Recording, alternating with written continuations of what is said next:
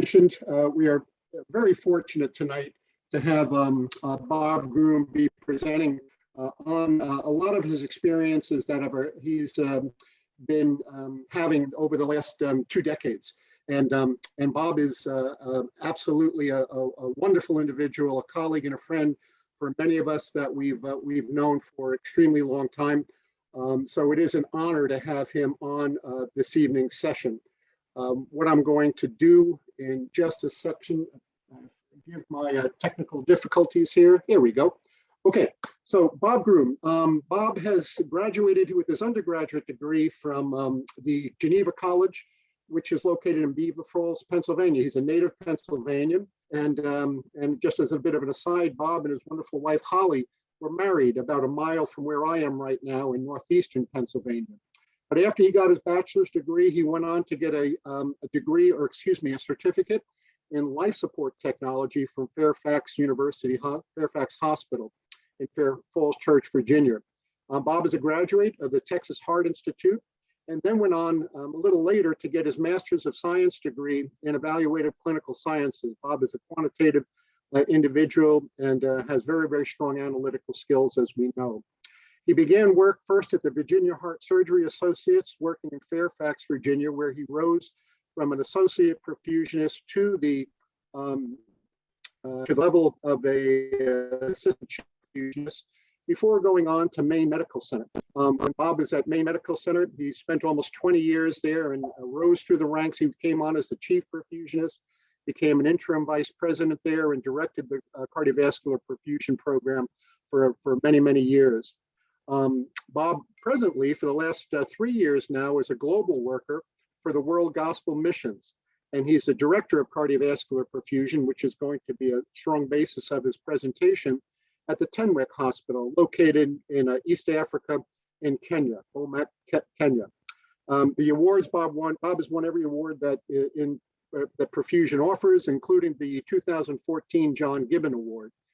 He served as the president of the American Academy of Cardiovascular Perfusion, served on the board of directors for AMSAC, was a treasurer, as well as perhaps what he's best known for is being the journal editor. Bob was the longest serving editor in the history of JECT and did a phenomenal job running that for over 10 years from 2006 to 16. Bob has completed 17 international missions over his career, which is phenomenal because he's done that by working full-time as a perfusionist. He's well published and speaks all over the world. So with that, I'm going to go ahead and now shift to Bob. I believe Bob has the screen, and he's going to present perfusion stories out of Africa.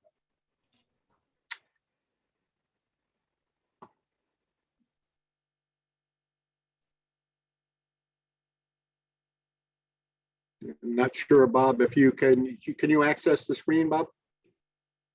Uh-oh, looks like Bob is frozen there. He's frozen. It'll just be 1 second. Thank you.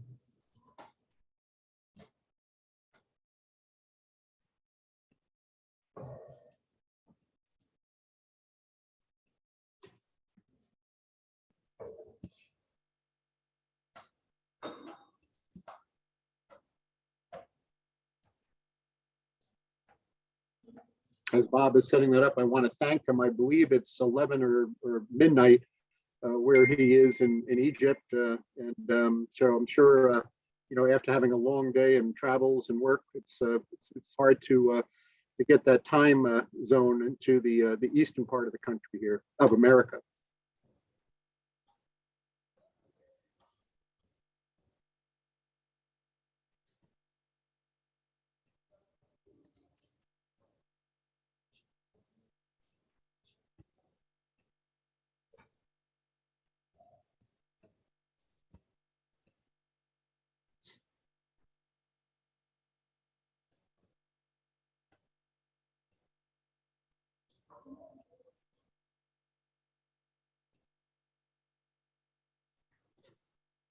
There we go. We can see it, Bob.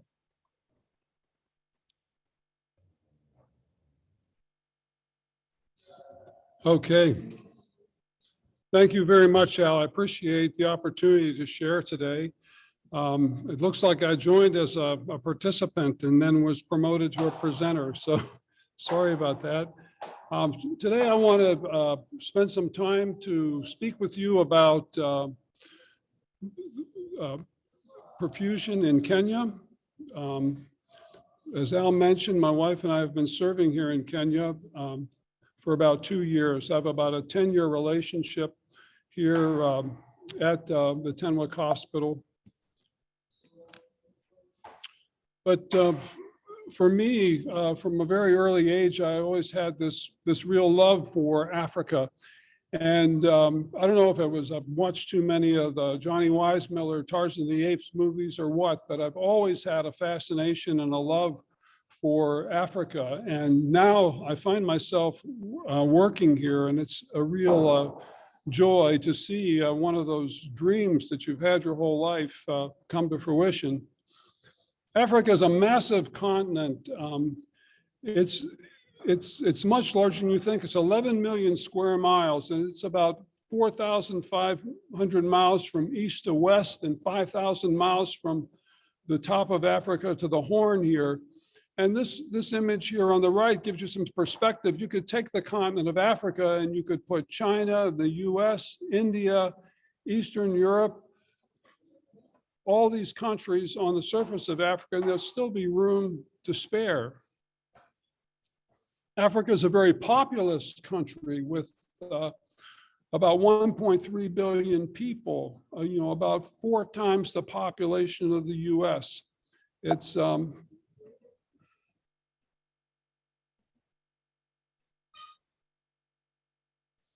the country where I live, Kenya, has about 54 million people.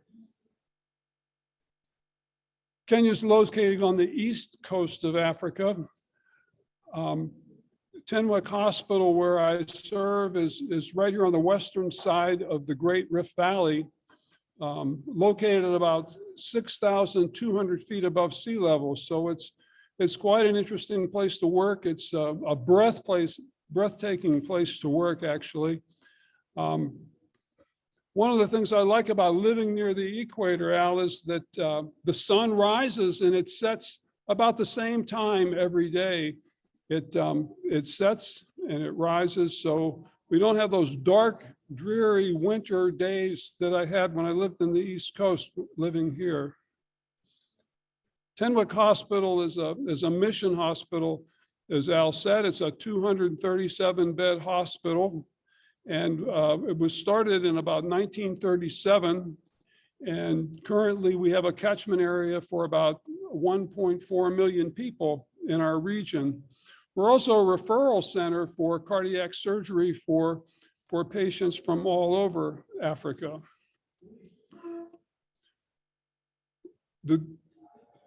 It's quite a diverse country, and these photos were taken in the Masai Mara region, about 75 kilometers from where I live. And it's quite a beautiful place with lots of a variety of wildlife and a variety of natural scenes.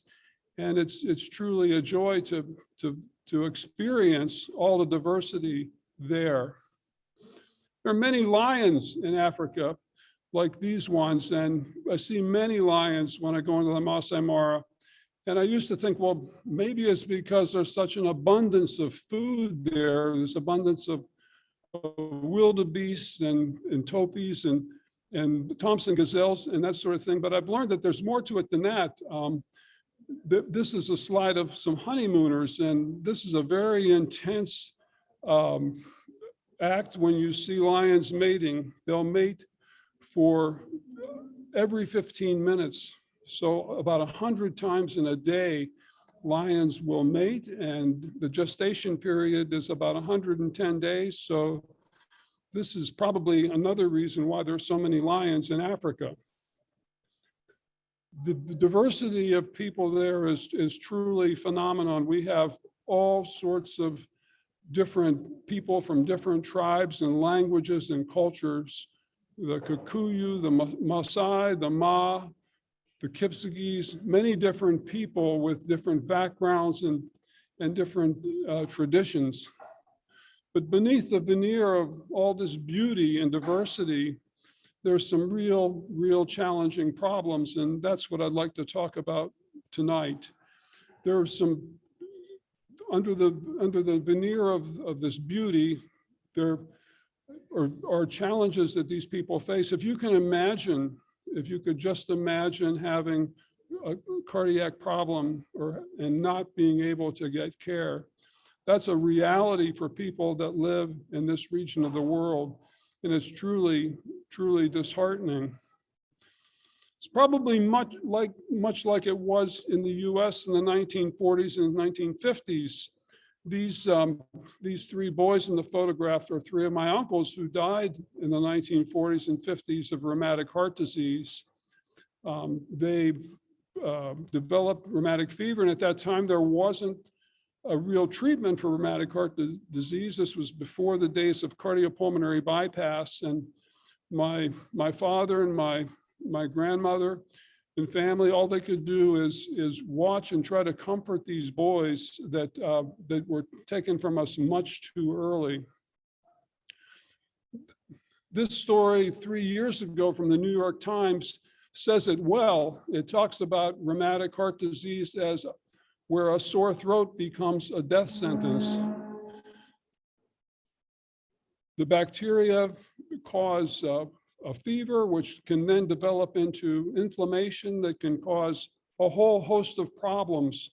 It all begins with adhesion of A. streptococcus into the pharyngeal epithelium, and that bacteria penetrates the pharyngeal area, and it combines and interacts with T cells and beta cells to form these activated bodies that are then dispersed throughout the body, in the heart, the brain, the joints, and the skin.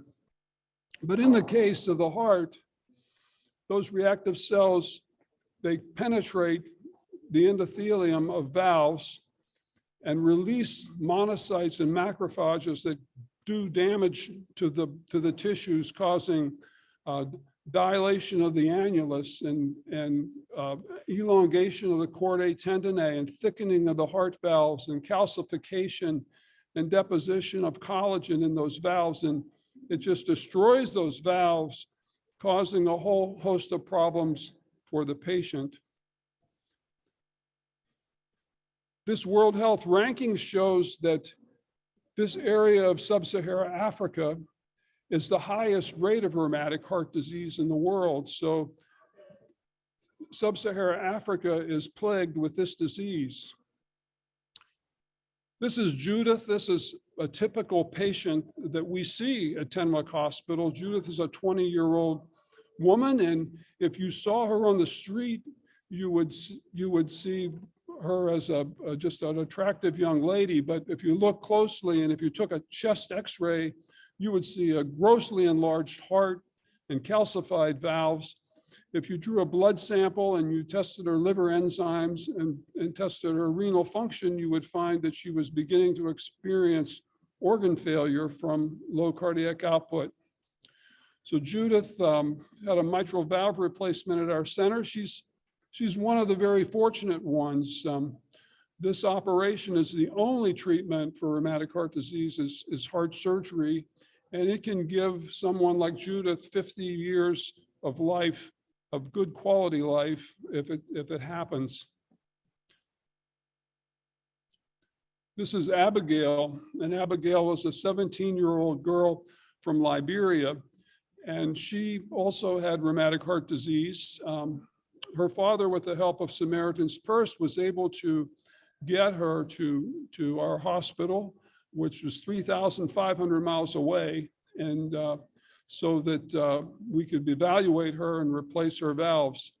I'll never forget the first time I saw Abigail was in the operating room, and I didn't think she was going to survive through induction.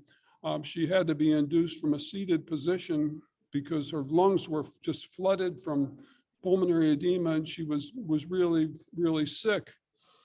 I took this photo of her 3 days after her operation, and I was able to coax her into smiling.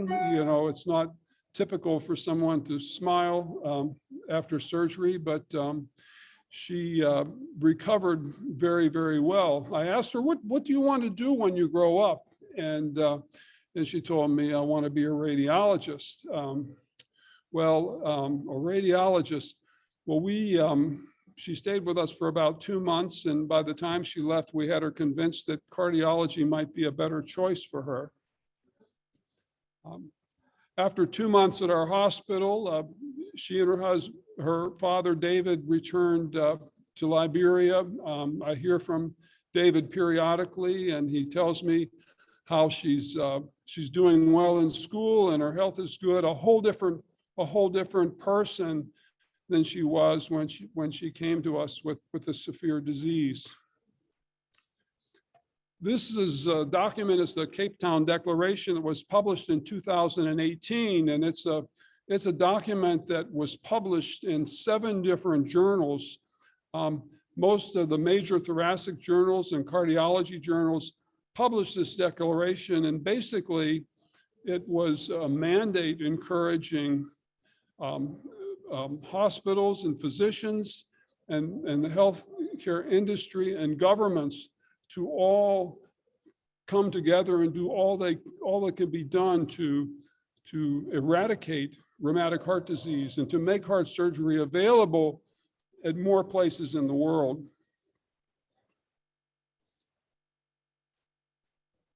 Colin McLean published this article in 2019, and he referred to rheumatic heart disease as the neglected of the neglected diseases. And in his research, what he found was if you take the 16 most common tropical diseases and you put them on a grid like this, where this is the disability adjusted years, and this is research spending, you see that the most disability caused in the world by these diseases are HIV, AIDS, tuberculosis, and malaria. But typhoid fever and rheumatic heart disease, they are tied for 3rd place for causing all this disability. But when you look at funding, you look at grant funding for research to eradicate diseases, rheumatic heart disease receives very little funding. There's very little research funding to help reduce and to get this disease under control. We have a strategy, a research proposal that we've been working on and trying to launch. It's a 3-pronged strategy that includes primary prevention, secondary prevention, and treatment. And in a nutshell, we want to send sonographers and nurses out to 700 schools in our county and to screen all of the students in the school. There's a focused ultrasonic study that can be done. You can insonate the mitral valve of these children and you can see if there's any thickening.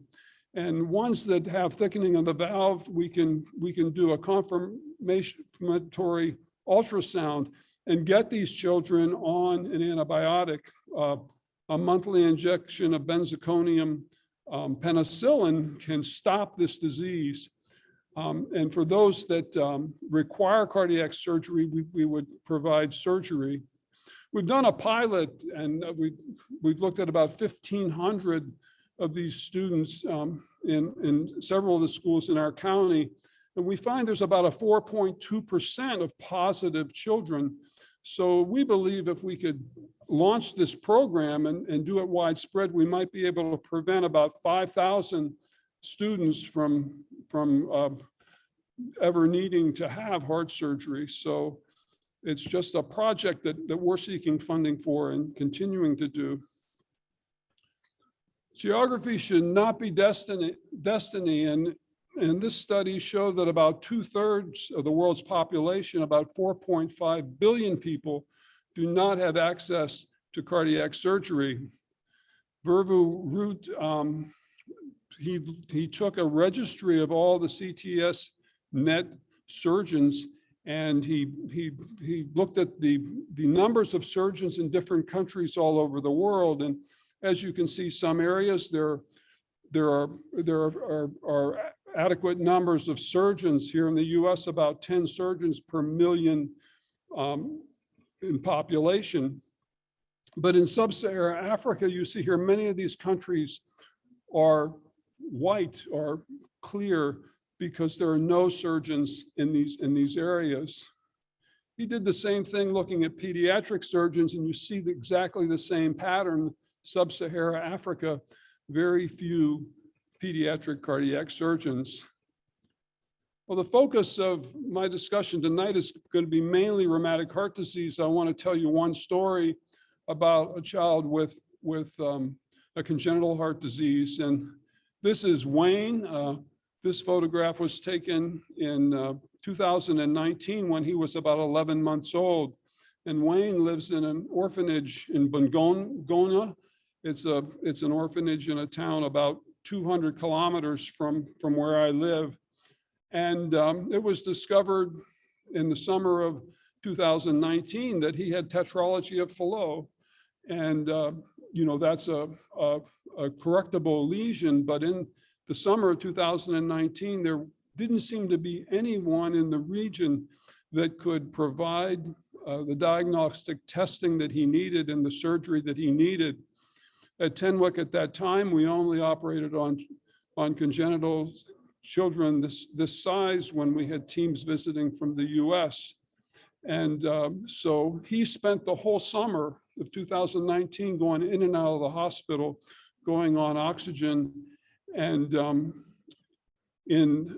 August the 23rd, I got a letter from Jeff Buys, the director of the orphanage there. And he said that he was sad to report that Wayne had died in the hospital, and that he had had a good weekend and visits from Jeff's children, but that his heart gave out. And Wayne is, he's one of, there are thousands of Waynes in Kenya. And this is a paradigm that we need to change. This shouldn't happen. And I think of Wayne often, and it just reminds me that we need to do all we can to change this equation and to make surgery and make treatment available for children all over. Here's another graphic of the distribution of surgeons. So in North America, you see about 11 surgeons per million inhabitants.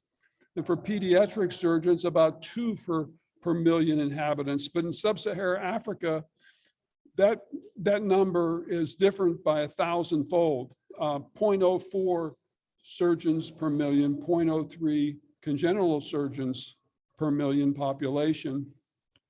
To make matters even worse, it's not just the specialists that are a challenge. Just primary care doctors are a challenge.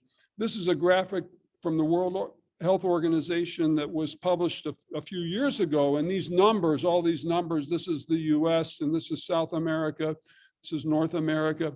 It shows the number of inhabitants per doctor. So in North America, that number is about 1 doctor per every 390 people. In Kenya, where I live, the number is 1 doctor for every 7,400 people. So you can imagine the challenge. It's the access to care.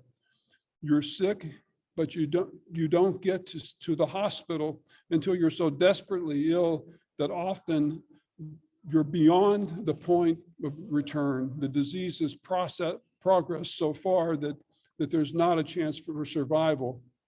So I think of Sub-Saharan Africa as the perfect storm, the epicenter for the perfect storm, with not enough doctors, not enough heart surgeons, a lot of rheumatic heart disease, a lot of congenital heart disease, and not enough pediatric surgeons.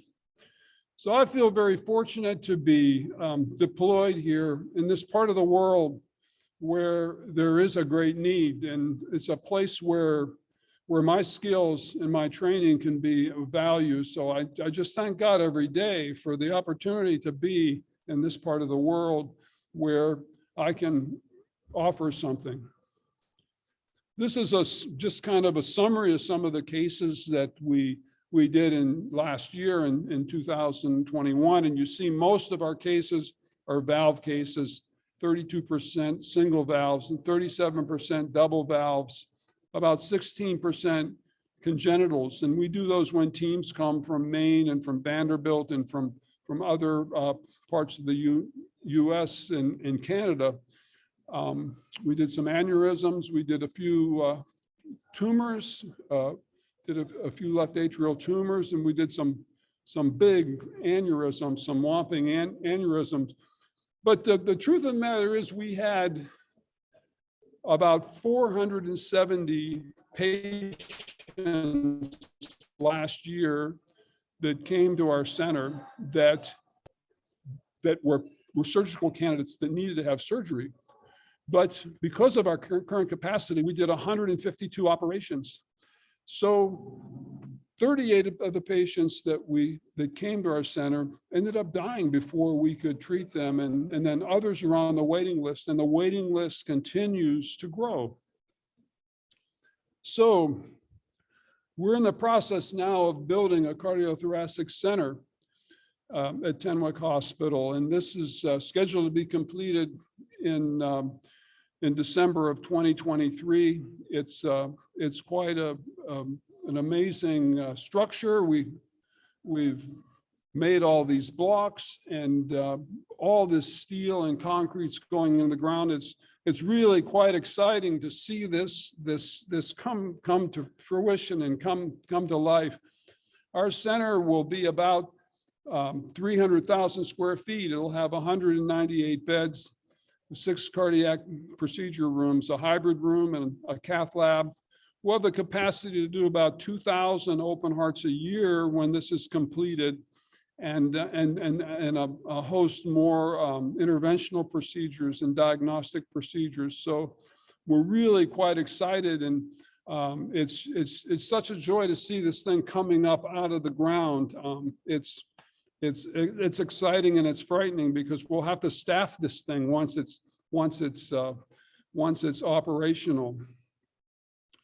This is the artist rendition of our hybrid room, and the photos like this make me excited. I wish I could show you a photo of our current operating room. It's a lot different than this. Another thing that's going on at Tenwek Hospital is that we have a cardiothoracic fellowship program that started 4 years ago, and we have this gentleman right here is Arga Letta, and Arga was the first African to pass the College of Surgeons East and Central and Southern Africa's cardiothoracic boards. So in 2020, he became one of the first board certified African surgeons through the college there. Agneta Odera, Keith Yindi, Wilford Mutawena, they passed the boards in November. So now we have more board certified surgeons that are coming up through the ranks, and it continues with Justice Lando and Jonas Ademe, training surgeons to bring that average up that I shared with you earlier, to have more surgeons to care for people in this region. For perfusion education, we've started an intramural perfusion education program, and we're training CRNAs. We're training CRNAs and clinical officers in anesthesia to be perfusionists. The course consists of 80 hours of lecture and 80 supervised perfusion cases. And then there's a written board that must be taken and an oral board that must be passed. We've had three Kenyans complete the course and 2 more enrolled. So we're very excited about what's happening with perfusion education. You see in the background here, these are posters that 2 of our students did and were presented at AMSEC International last year. I'm very proud of our students and the work that they're doing to learn and to learn about perfusion and to promote care. This is some of our distinguished guest lecturers. You'll recognize a lot of these people: Luke Puis, and there's Dave Fitzgerald, and Joe Sestino, and Don Olis, and Gary Grist. And you see I have a helps wanted sign here, and I've got a place for your photo too. If you're interested in teaching a class, we can do it by Zoom. And it really makes for a strong education program for us.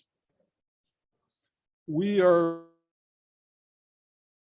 lab, thanks to biomedical simulation. Within 3 months, we'll have our sim lab operational, and this will be very valuable for us in our region, because there are a limited number of cases that can be done, and you can do a lot of teaching in a simulation lab. So we're really excited about this when this gets underway in about 3 months.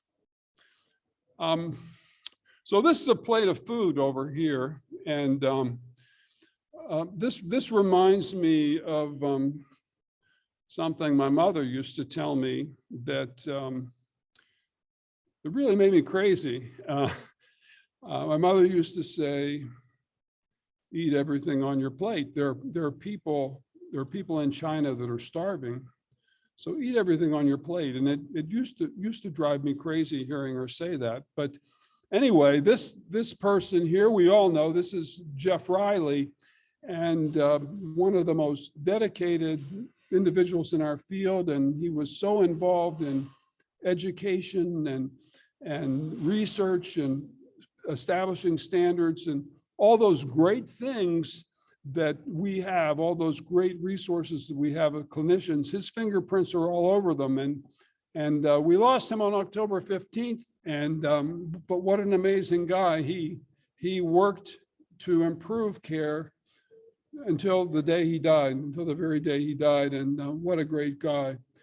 This is Jim Deering. And for those of you that don't know Jim Deering, he was an educator at Ohio State University program, and he was Jeff's mentor.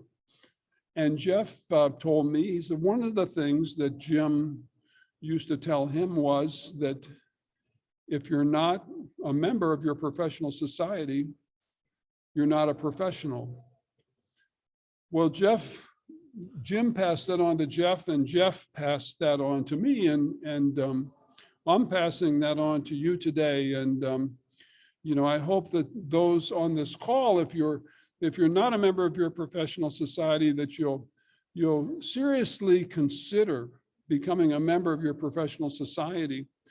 This is the intelligence and the energy that improves care, and it really makes things better for the patient. And we are so blessed, and we are endowed with so many great resources because of the society and because of people like Jim Deering and Jeff Riley. So I hope that doesn't make you as crazy as my mom telling me I should eat everything on my plate. But wherever you're viewing from today, I hope you'll consider joining your professional society, wherever in the world that is. I hope you'll consider doing that. So what's the current state of perfusion in Kenya? There's no perfusion society. There's no recognition as perfusion as a healthcare profession. There's no licensure.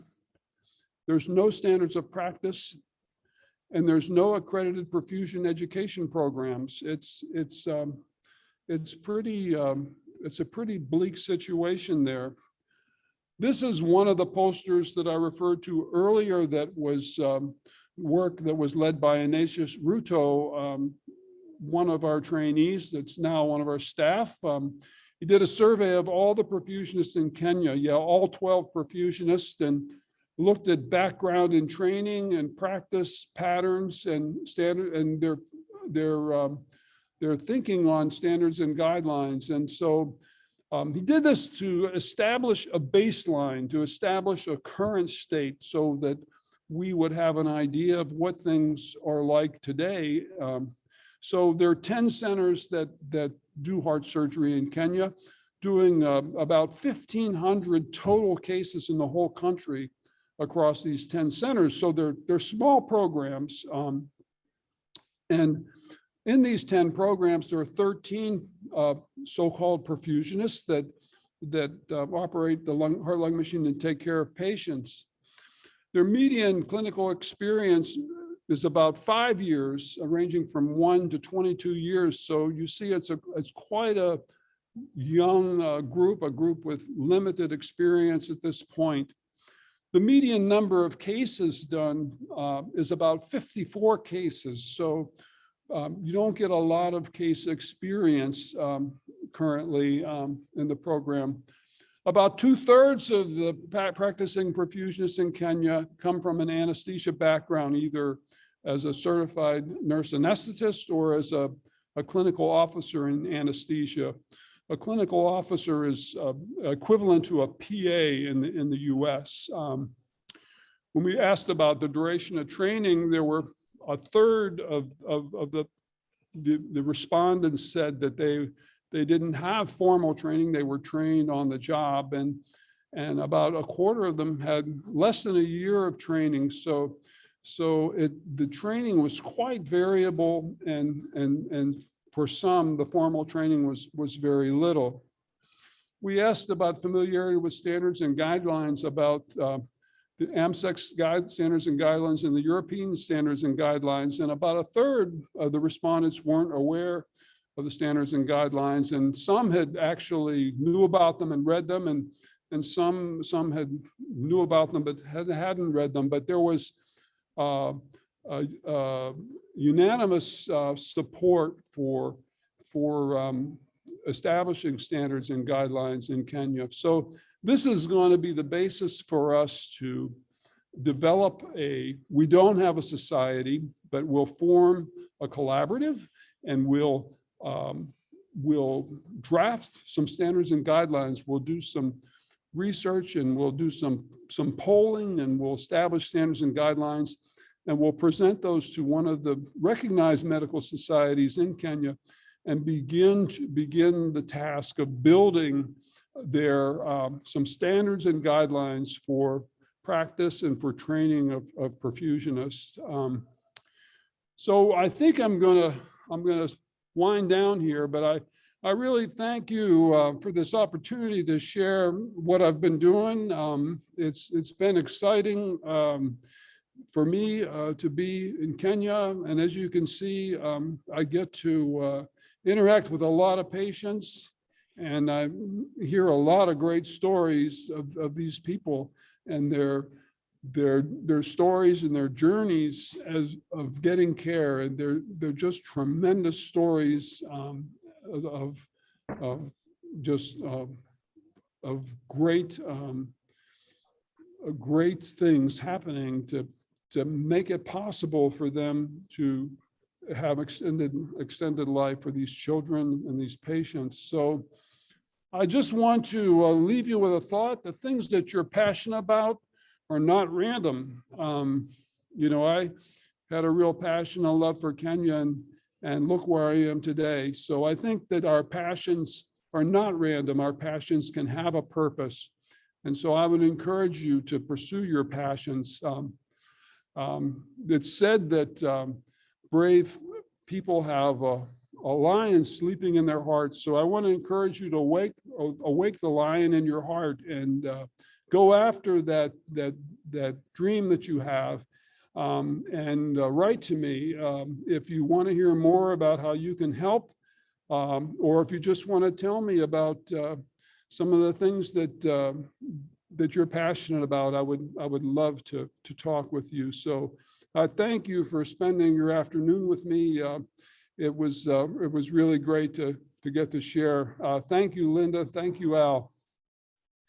Thank you so much, Bob. I mean, totally amazing experience. I think everybody's in awe of what you're actually doing. And there's a few questions, but before I ask you a question, I just want to know, is the communication in Africa all in English?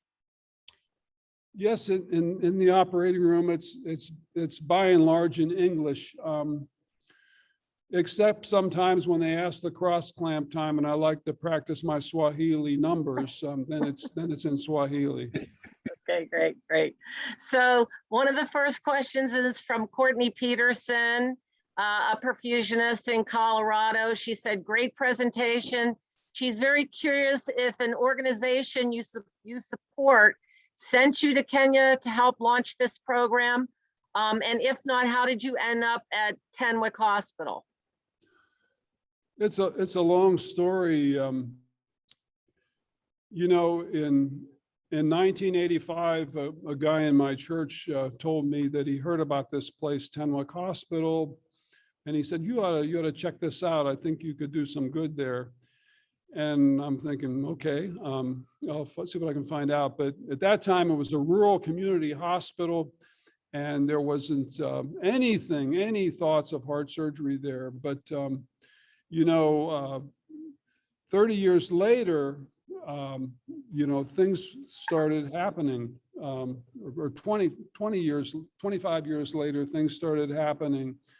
But I think it was, well, I think God led me there. I think that, you know, as I mentioned before, these passions that we have, I think they're from God, and that we, you know, that's what brought me there, to that place. I had a longing, my wife and I both had a longing in our 20s to move to Africa, and it didn't happen until we were in our 60s. So that was a pretty strange happening, but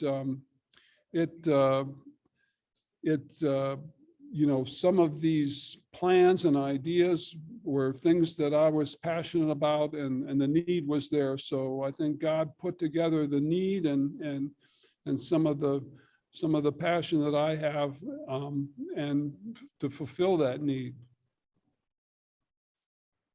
Al? Great. Thank you. Again, Bob, I just echo what Linda said. Thank you so much. And, you know, many of us have done medical missions. In fact, if you can't see it, but the participant list, if you look through the names there are so many people there who, you know, Brian Forsberg has devoted his life to medical missions and has done so much, but there are many, Jorge Molina, Gary, Johnson Anthony, Tammy Rosenthal, and so many that are on this list who really are so altruistic as you yourself are. One thing I didn't mention, and you may know this, Bob, but we usually have between 25 and 30 countries, people who are on registering from, you know, all over the world, and many of them who we may not know personally have also done a lot of this work and devoted their lives to it. So I just want to call out to these people, because they do it as yourself. You know, you've devoted your life to it, and they're doing it as an aside to their professional lives. And I think that accentuates what you said earlier with what Jim Deering said, you know, belonging to a professional society. You know, it really emphasizes that. So I apologize for making a comment there, but I just wanted to draw attention to those people. Now, can I ask you a question before we move into the list for others? Bob, what do you think the place is for transcatheter approaches? You know, obviously cardiac surgery is an extremely invasive process, but, you know, a transcatheter approach, as we've popularized so well here in this country, primarily for valve, mitral, tricuspid valve now, is that also something that's present in Kenya and at Tenwek? Yes, I think that'll have a big role, Al, in the future here, and it does now. We do quite a few mitral valvuloplasties. You know, we don't deploy valves currently. That technology is quite expensive, but I think it's you know, the price is going to come down, and it's going to make a lot of sense. One of the challenges for the transcatheter in its current state is that, you know, we implant a lot of mechanical valves, because many of these patients that come for valvular surgery are between 12 and 20 years old. And if you put a tissue valve in there, it's going to calcify. it's going to calcify in 5 years.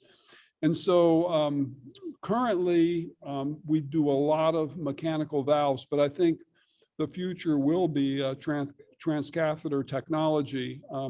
We're building a cath lab in our current building, and you know, I mentioned we'll have those 6 procedure rooms, and I would suspect that some of those will flip to cath labs in the future. I think that's the future.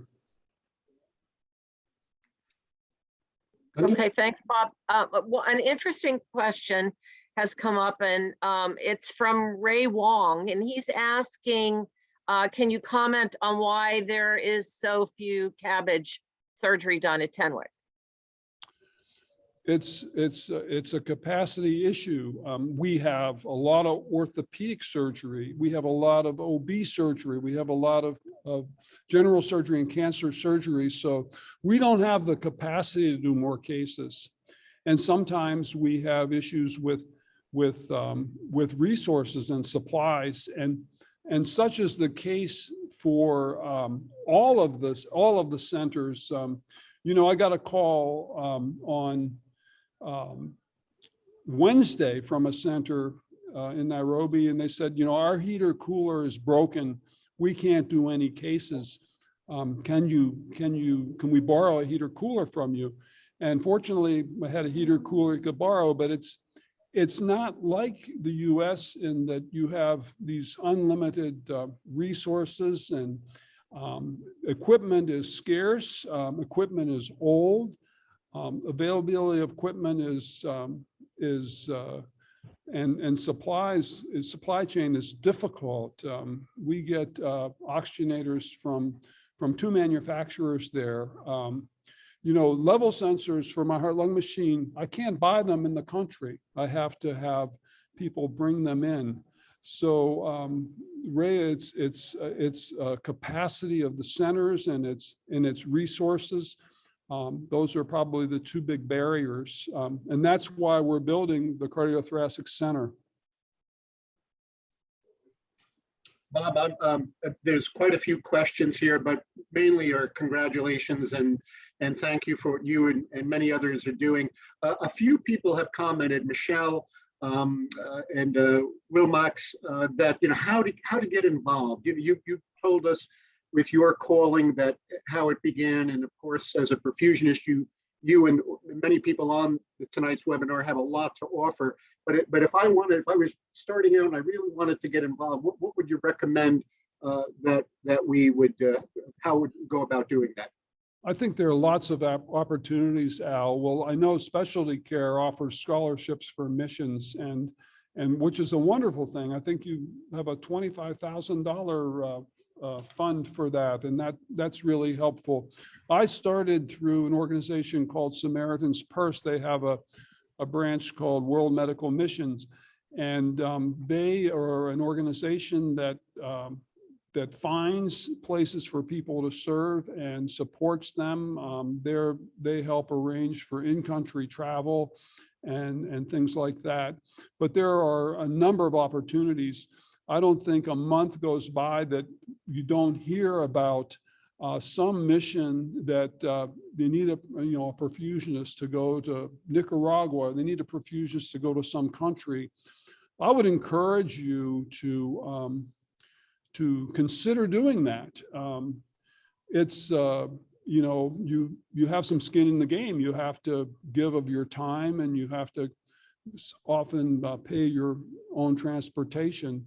But I think those are wonderful opportunities, eye-opening opportunities. I think there are lots of opportunities. And as you mentioned, there are a number of people on this webinar tonight that do this type of work and could provide you with guidance about places where you could serve and how to get started.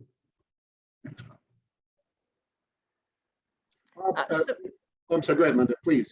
No, I was just, I wanted to just ask one question that came through from George Molina asking about the reuse of equipment? Is everything 100% sterile to start, or do you reuse cannulas, re-sterilize, and also do you use a crystalloid cardioplegia? A lot of cannulas are reprocessed and reused. We do that. We definitely do that, George. We reprocess cannulas and sterilize them using a STIRAD process for reducing cannulas. Cardioplegia solutions, we at Tenwek, we use Del Nido cardioplegia. I'm seeing a growing use of Del Nido cardioplegia in Africa. I'm at a center today. I'm at a center in Egypt, and they're using Del Nido cardioplegia here. It's not terribly expensive to compound, but it's a very effective solution. Bob, we only have time for a few more questions, very quick ones. And I want to thank everybody who submitted questions. Mark, Deb Kobe, Johnson Anthony, there's a lot here. A lot of questions are focused on finances, economics. And you went over this in your presentation. Building a new center at Tenwek is got to be extremely expensive. So clearly there is investment going on. Would you say a lot of the money is coming from abroad, or is this internally produced money by Kenyans from their rich reserves and I'm going to stop there. A lot of it comes from charitable donations, Al. It's incredibly expensive. Heart surgery is incredibly expensive, and we do it for a lot less than what it costs in the U.S., but it's pretty a huge bill that a patient must have. So we provide a lot of charity care. Kenyan government does have an insurance policy. It pays about $4,500 for a cardiac surgery procedure, and it's not enough to do that procedure, but it's a start. One of the cultural things here is called harambee. Harambee is it means in Swahili, it means we pull together. And if a community member needs to have surgery, or if a community member loses a loved one, they have a harambee, and people in the community will come forth, and family members, and contribute, and that often helps to pay for some of the surgery. We're working really hard now to get the Kenyan government, the Kenyan insurance system to pay more towards surgery, so that more patients can have surgery. But I would say, Al, probably 2/3 of the funding comes from outside the country. And all the time of global workers that this brings down the cost when global workers come here and they raise their own support and live and work in the country, that doesn't increase the cost of the surgery. That's outstanding. Bob, listen, I can't thank you enough. Most of the comments that we're receiving are just congratulations and thank you. People wanting to get involved and share this. Bob's email is up on the screen right now. He's also provided that at the end of his presentation. I encourage people, if we didn't get to your question, go ahead and reach out to Bob. He's a quick responder, and even though it's 1 o'clock in the morning or something in Egypt, God only knows. God bless you. Yes. So I want to thank you, Bob, and continue to do this great work. Give our best to Holly, which she's also working there in education. We didn't have time to go in what your significant other has been doing and devoted her life to as well. So I just want to thank both of you.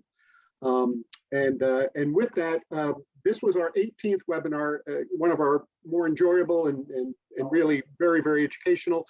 Next month, we will be meeting on the 16th of February, and we do have Hans Seiler. Hans is going to talk on MIAC, and he's going to present cardioventions to comment. So please, as always, if you have a subject matter, if you have an individual, if you have any suggestions about how we can continue this webinar series, please let us know. We plan on continuing it with no end in sight, and hopefully attract many people like Bob and others before him who have done such a wonderful job. So I want to thank everybody. Linda, thank you for co-moderating. Maggie, thank you for organizing it. Thank you, Bob. And I wish everybody a good evening. Thank you. Bye-bye. Bye now.